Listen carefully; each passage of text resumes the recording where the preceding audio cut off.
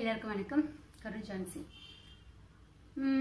Actually இன்னைக்கு நான் வேற ஒரு விஷயம் பற்றி பேசலாம் அப்படிங்கிற ஐடியாவில் இருந்தேன். ஆனால் ரொம்ப நைட்லேருந்து பயங்கர டிஸ்டர்ப் அந்த கோவை சம்பவம். ஸோ என்னடா இப்போ தான் பொள்ளாச்சி பிரச்சனை, அதுக்கான தீர்வே இன்னும் கிடைக்கல. ஸோ அதுக்குள்ளே அடுத்தது ஒரு 6 வயசு குழந்த. ஒன்றுமே புரியல.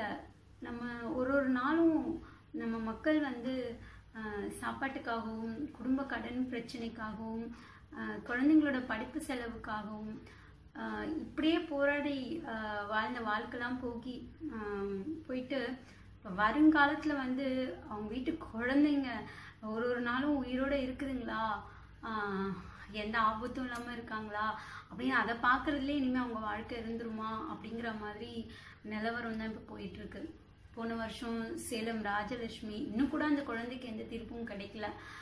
அழகா அவனை ஃபஸ்ட்டு ஜாதி பிரச்சனை, அதாவது ஒரு காமவெறி பிடிச்சி ஒரு குழந்தைய ஒரு பொண்ணை சாகடிச்சவனை 13 வயசு பொண்ணை சாகடிச்சவனை ஃபஸ்ட்டு ஜாதி இதுவில் மாற்றினாங்க கேஸை. அதுக்கப்புறம் என்ன பண்ணாங்க, ஜாதி சாயம் பூசி அதுக்கப்புறம் அவனுக்கு மனநிலை சரியில்லைன்னா அந்த சாப்டர் க்ளோஸ் பண்ணாங்க.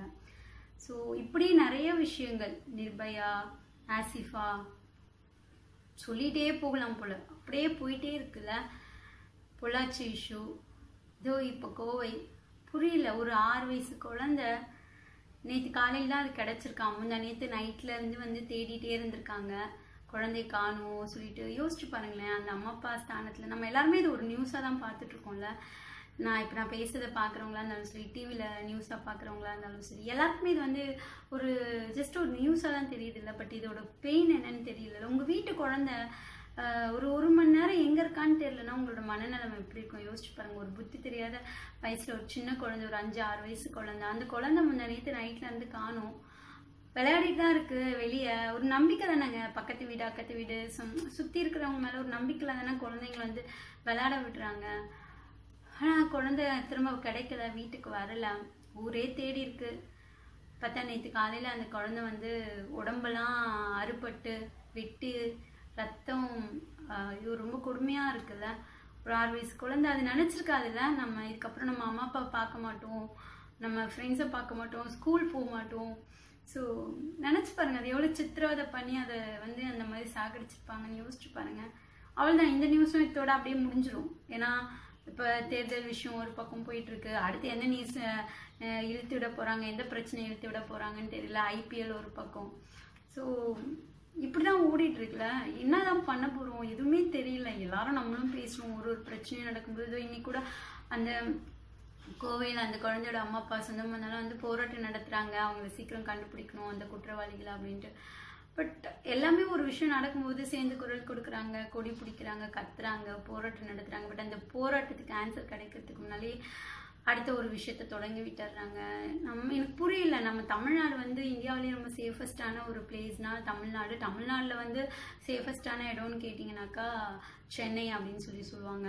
பட் ஆனால் இங்கே தாங்க எல்லா கிரைமுமே நடக்குது இந்த சென்னையில். அடுத்தது கோவை ஒரு சேஃபஸ்டான இடம், அங்கேயும் இந்த மாதிரி தான் நடக்குது அப்படிங்கிறதெல்லாம் ஏற்றுக்க முடியல. எதுங்க சேஃப்டி எனக்கு புரியல. ஒரு குழந்தை கூட நிம்மதியாக வாசலில் தாண்டி விளையாடுற குழந்தை கூட வீட்டுக்குள்ளே திரும்ப நம்ம குழந்தையா வராது அப்படிங்கிறது தான் சேஃப்டியா? எனக்கு எதுவுமே புரியல. என்ன பண்ண போகிறோம்? எனக்கு பேசுகிறோம் அவ்வளோதான், நானும் பேசுகிறேன், நீங்களும் பேசுகிறீங்க, நியூஸ் பார்க்குறோம் அவ்வளோதான். நம்ம எல்லாருக்குமே இது ஒரு நியூஸ் அவ்வளோதான் இல்லை, எதுவுமே பண்ண முடியாதுல்ல. அந்த மாதிரி தான் நம்ம வாழ்கிறோம்ல.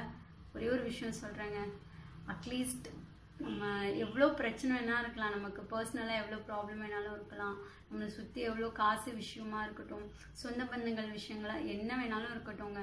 ஆனால் இது எல்லாத்தையுமே நம்ம குழந்தைய தாண்டி தான் இது எல்லாமே. நம்ம வாழ்கிற வாழ்க்கை, வாழ்ந்துட்டுருக்க வாழ்க்கை, வரப்போகிற வாழ்க்கை எல்லாமே நம்ம குழந்தைக்கு அப்புறம்தான் இல்லையா?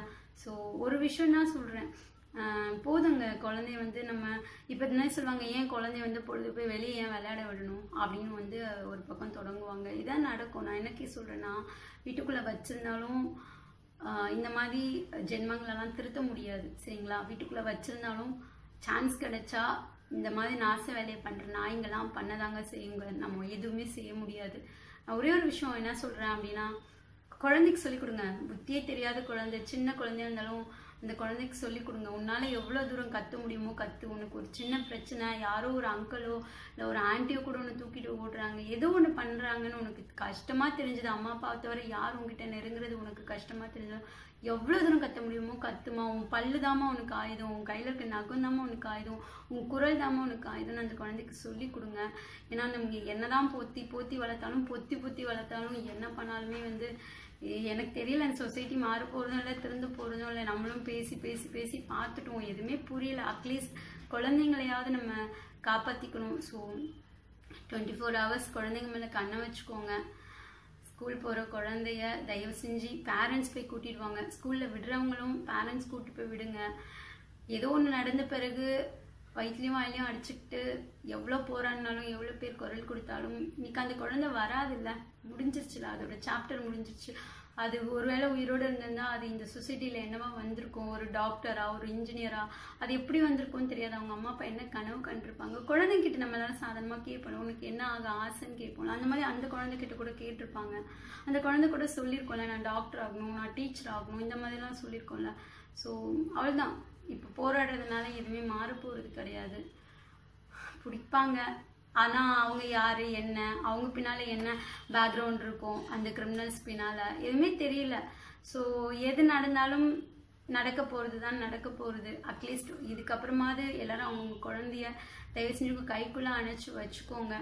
தைரியமாக இருக்க, எல்லாம் பேட் சுச்சுவேஷனையும் ஃபேஸ் பண்ண வீட்டில் இருக்க பெண் குழந்தைகளாக இருந்தாலும் சரி ஆண் குழந்தைகளாக இருந்தாலும் கற்றுக் கொடுங்க. எனக்கு இதுக்கப்புறம் இதை பற்றி என்ன பேசணுங்கிறது இல்லை, உண்மை டோட்டலாகவே அப்படியே பிளாங்காக இருக்குது மைண்டு.